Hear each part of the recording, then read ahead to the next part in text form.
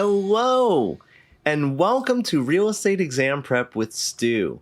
I'm your host, Stu, and what we're going to be talking about is some simple concepts to help you pass your real estate exam. Today's concept that we're going to be covering is joint tenancy. But before we get into some of those simple concepts and how we're going to help you remember it and also apply it to some of the questions that you might see on your exam, I have a couple things that I want to tell you about. First, I want you to go to stujacobson.com. Stu spelled S-T-U, Jacobson, Jacobson.com. You can sign up for our pop quizzes. It's going to be right there on the page, and you could sign up, and we'll send you random test questions for free. All we want you to do is sign up, and also you could sign up for our group coaching program so that when you're a new agent and you're not sure what to do, we're going to be able to help you out weekly with tips, tricks, and everything you need to know to get you started in the real estate business. So once again, head over to stujacobson.com, S-T-U, Jacobson, spelled Jacobson.com. Now, joint tenancy. Let's talk about what it is and what you need to know. So joint tenancy is a way that two or more individuals can take title to real property. So we want to do a couple things when we're learning about joint tenancy. The first is you want to separate that from freehold estates, less than freehold estates, and also the types of deeds that we'll have, because this doesn't have to do with them. This has to do simply with how people can take title to a property. So my recommendation when you're learning each one of these is to not compare them to one another. Really learn this concept by itself so that you understand it, so that when they do ask you a question about this on the real estate exam, you could understand what joint tenancy is. So again, this is a way that two or more individuals. Now keep this in mind, I just said individuals. Companies cannot take title as joint tenants. And I also said two or more.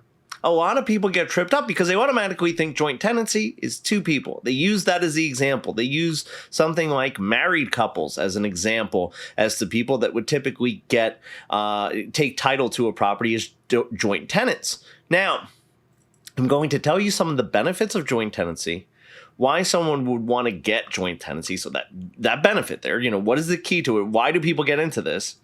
And some questions that you might see on the exam. So now joint tenancy, the biggest benefit is the right of survivorship. And now I'm going to tell you what it is, and I'm going to tell you where a lot of people get tripped up. So the right of survivorship is only for joint tenancy, and in states that recognize it, tenancy by the entirety. Now, when we're talking about right of survivorship, what that means is that basically the joint tenants, people owning the property that are taking title to the property, cannot will the property or devise it. That's another key word that you might hear a lot when we're talking about right of survivorship. Devise, spelled D-E-V-I-S-E. So it kind of looks like device, but it's devise, is to will real property. So when you take title as joint tenants, you're actually giving up your right to devise the property or will real property. So a lot of people get confused that right of survivorship, they think that's actually your right to will it. What I want you to do is this. I want you to take a second and think about all of the things in your house that you own. You'll see, if you're watching this on video on my YouTube channel, it's Stu Jacobson. You just search Stu Jacobson, S-T-U-J-A-C-O-B-S-O-N, on YouTube, and you'll see actually the video here. I have all my guitars back there, some expensive ones. And if, let's say, my wife and son don't play guitar, and I wanted to give these to someone who really wanted to enjoy them and appreciate them, maybe I want to leave them to my friend Steve, because I know he's going to really appreciate some of the guitars I have up here on the wall. And if I want to do that, I could just will it to him. We don't call that the right of survivorship. When you own something, inherently, it comes with the right to be able to will it, to transfer it, to sell it, to basically do anything that you please with it that is legal. I can't beat someone or bludgeon someone to death with my guitars. That's illegal, but I could transfer it, sell it, will it, do anything that I want because I own it. So when you own real property, also that comes with the right to be able to will it, the right to devise the real property, right? Now, when we're talking about the right of survivorship, going back to that and joint tenancy, what happens is this. We call it the right of survivorship because the surviving owners have the right to that property when one of the joint tenants passes away. So if a joint tenant passes away, the surviving owners, and I say owners because, again, keep in mind, it is 2 or more. So don't just automatically go to that it's 2 people. It could be 3, it could be 7 people that own it as joint tenants. So I want you to make sure that you're not getting confused there and automatically defaulting to 2 people, okay? It's 2 or more. So basically, the right of survivorship is the right that is held by the surviving owners when one of the joint tenants passes away. They have the right to basically dissolve that interest into the remaining owners. Now, another thing that is unique about joint tenancy. Joint tenancy requires the 4 unities. The unity of time, title, interest, and possession. And when I say unity, that means that it has to be at the same time. So the unity of title means on the same title. Unity of time means at the same time. Unity of interest means that all interest has to be unified, has to be the same across the board. And the unity of possession, you're coming into possession of the property at the same time. So you have to meet all of those to be able to consider taking property as joint tenants. If you don't meet any or all of them, then it's a situation where you can't take title as joint tenants. The only option you would have is to be tenants in common. So let me give you a scenario, an example of when you might not meet the unity of time, title, interest, and possession. And I love this example because it's a real life one. My wife and I, we met later on in life. And I say later on, we were in our late 20s and we were already established professionals. So we owned real property. She had a 600 square foot beach house. I loved the beach house. And one of the things we were considering was me coming in as an owner on the beach house and maybe sprucing it up, doing a couple things to it. And I put a little money towards what she owed left on it. And we would have lived in the beach house. I will tell you this, she told me that 600 square foot beach house she would kill me in if we had to live together with 2 dogs and 2 cats at the time. So that wasn't an option. However, she owned it by herself. So she owned it as a tenancy in severalty, meaning she owned it just her. Now, if I wanted to be joint tenants with her and enjoy the right of survivorship, meaning that if one of us were to pass away, the other one would automatically get the ownership, it's a situation where we wouldn't be able to do it because we don't meet the unity of time, title, interest, and possession. We could have met the unity of interest, meaning that we could have had the same shares of interest. We could have met the unity of possession, meaning that we're coming into it at the same time, right? You know, we're both possessing it at the same time. But the unity of title, she already took title to the property as tenancy and severalty, right? One owner. So we would be on separate titles. And the unity of time, we didn't do it at the same time. So we don't have that option. So tenants in common would have been an option for us. But again, we didn't do that. Now, again, going back to the benefit of joint tenancy and why people do this, some people refer to this as a poor man's will because it's a situation where you might not have a will, or these people that you're taking title to the property with might not be included in your will for whatever reason. I don't know. And you might want to make sure that these people do get that interest if something were to, God forbid, happen. So that's one of the reasons why people go into joint tenancy. Now, something else that I want to talk about, because this is something that you will get scenario-based questions on, is they'll create a scenario where some people will be joint tenants, like owner A, owner B, and owner C as joint tenants, and then one of them will either die or will sell their interest. So what you have to understand is what happens when that occurs. So I'm going to give you a scenario. And to keep it simple, I'm going to refer to all the owners as A, B, C, and then a third party as D. So A, B, and C own the property as joint tenants. Now, I want you to stop right there. If you need to pause and just kind of take that in and understand what that is, this might be a good time to do that. Just hit that pause button. But A, B, and C are joint tenants. So it means they've met the requirements of joint tenancy, the unity of time, title, interest, and possession.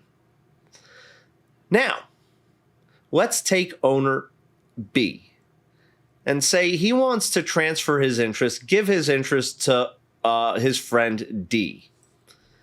Okay, now, again, I want you to pause this. Take a second to understand what just happened. B transferred their interest to D. I was like, here, you know what? I don't want to be an owner in this anymore with A, B, and C. We were joint tenants, and now I want to bring you into the fold, and I want to exit stage left. Why? Not clear, not known, and not relevant. So what I want you to do also is not necessarily ask why in certain scenarios. So just take the scenario in and understand what you know. So, first of all, let's ask this question. Can B sell his interest to D? Sure, absolutely. The only thing that a joint tenant cannot do is that a joint tenant cannot will their interest. But can they sell it or transfer it? Sure, absolutely. So B transferring it to D is absolutely allowed. Now, A and C were both original owners, and they're still original owners. Are they tenants in common, or are they joint tenants? Think about that for a second. Are they still joint tenants, or has something changed, or, So the answer to that is A and C are still joint tenants. Nothing's happened to their relationship in the property and their ownership. So I want you to keep that in mind. But as D came in, D cannot be a joint tenant with A or C. So it's a situation where he is now a tenant in common with A and a tenant in common with C. So now this brings up an interesting situation. Stu, can there be different types of ways that people have taken title to a property in one real property? The answer, clearly illustrated in this example, is yes. So joint tenancy can occur in the same property as you have tenants in common.